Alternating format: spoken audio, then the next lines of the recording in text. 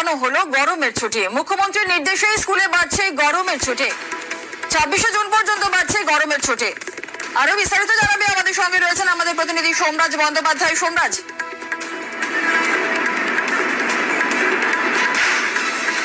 দেখো, স্কুলগুলিতে গরমের ছুটি বাড়ানোর সিদ্ধান্ত নিল রাজ্য সরকার। ইতিমধ্যে রাজ্য স্কুল শিক্ষা দপ্তর নির্দেশিকা জারি করে দিয়েছে। 26শে জুন পর্যন্ত স্কুলগুলিতে গরমের ছুটির সময়সীমা বাড়ানো হয়েছে, যা আগে ছিল 15ই জুন পর্যন্ত।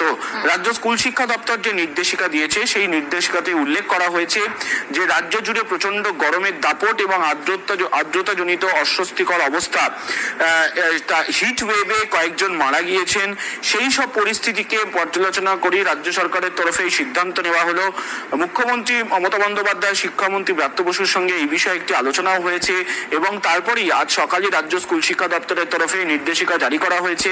মধ্যশিক্ষা পর্ষদ, উচ্চ শিক্ষা সংসদকে বলা হয়েছে দ্রুত স্কুলগুলির জন্য তা নির্দেশিকা আকারে জারি করতে। পাশাপাশি রাজ্যের যে বেসরকারি স্কুলগুলি রয়েছে, সিবিএসই বোর্ড ও আইসিএসই বোর্ড অনুমোদিত, এই দুই বোর্ড অনুমোদিত স্কুলগুলিকে অনুরোধ জানানো হবে যাতে তারা এই নির্দেশিকাটি মেনে চলেন।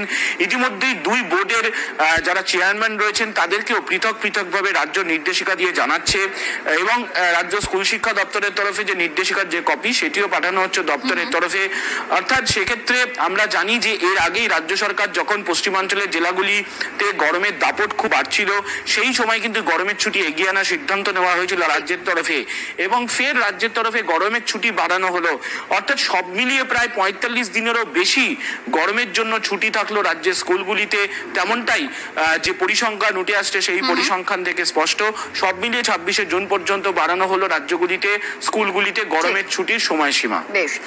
তো বন্ধুরা, তোমরা নিউজটা দেখলে এবং দেখে মনে হয় ভাবছো যে এখনো পর্যন্ত যে 26শে জুন পর্যন্ত আমাদের স্কুল ছুটি হয়ে গেছে, কিন্তু দেখো এই নিউজটা আজ সকাল থেকে এত পরিমাণে ভাইরাল হয়েছে যে কারণে তোমাদের সামনে পরিষ্কারভাবে তুলে ধরার চেষ্টা করছি যে এই নিউজটা প্রকৃতপক্ষে এই মুহূর্তের নিউজই নয়।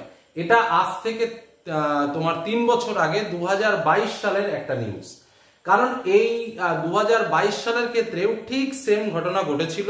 যে জায়গায় আমরা দেখেছিলাম 15ই জুন স্কুল খুলেছিল, তারপর স্বাভাবিকভাবে সেই স্কুলের যে ছুটির ডেট সেটাকে আরো এক্সটেন্ড করা হয় এবং সেটাকে 26 জুন পর্যন্ত নিয়ে যাওয়া হয়, কারণ সেই সময় প্রচুর গরমের একটা আবহাওয়া ছিল। এবং ঘটনাচক্রে এবারও যে বিষয়টা ঘটেছে, স্বাভাবিকভাবে স্কুল বন্ধ হলো, তারপরে খুললো, খোলার পর আবার দুদিন স্কুল হলো, 2-3 দিন, তারপরে 15ই জুন পর্যন্ত আবার আমরা এক্সট্রা 2 দিন গরমের ছুটি পেলাম। তারপর আজকের দিনে আমরা প্রথম স্কুলে গেলাম এবং স্কুলে যাওয়ার পরে এই নিউজ ভাইরাল। শুধুমাত্র ছাত্রছাত্রীরা নয়, স্কুল এই নিউজটা দেখে কিন্তু অভিভাবকরাও শঙ্কিত, এমনকি শিক্ষক মহল তারাও কিন্তু অবাক হয়ে গেছিল যে সত্যিই কি আবার গরমের ছুটি পড়ে গেল। এমনকি সবাই অপেক্ষা করছিল যে নোটিফিকেশন কি হবে সেটা দেখার জন্য। তো যাই হোক, সেটা তোমাদের সামনে পরিষ্কার করি, এই নিউজটা ফেক নয়। অ্যাকচুয়ালি ফেক হচ্ছে এই নিউজটাকে যারা কনভার্ট করে বর্তমান সময়ে পরিচালনা করছে তারা। তো যাই হোক, তোমাদের যেটা বলার সেটা হচ্ছে এই নিউজটা একটা পুরনো নিউজ। এটা কোনো গরমের ছুটির যে নিউজ সেটা নয়, এটা 2022 সালের একটা ভিডিও, যে ভিডিও দেখে আমরা অনেকেই হয়তো ভাবছি যে স্কুল আবার নতুন করে বন্ধ হয়ে গেল। কিন্তু তোমাদের স্পষ্ট করে বলে রাখি, এই বিষয়ে গভর্নমেন্ট থেকে কোনো প্রকার কোনো নোটিফিকেশন নেই।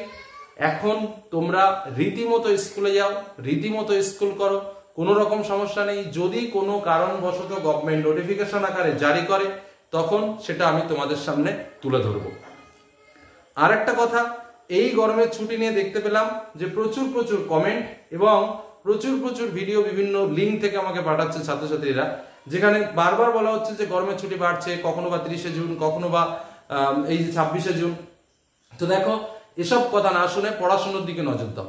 যারা ক্লাস 11-এ পড়ছো তাদের সেমিস্টার পরীক্ষা রয়েছে, মাধ্যমিক পরীক্ষার জন্য মাধ্যমিকের প্রিপারেশন নাও।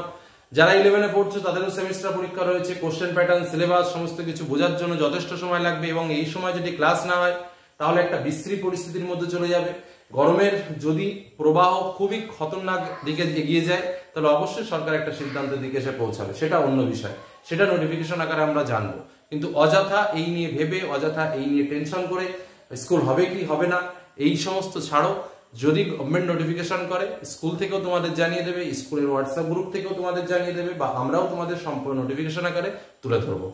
এই হলো মূল তথ্য। জাস্ট এটুকু বলার জন্য এই আলোচনা তোমাদের সামনে তুলে ধরা। তো বেস্ট অফ লাক, মন দিয়ে পড়াশোনা করো, ভালো রেজাল্ট করার চেষ্টা করো। ধন্যবাদ।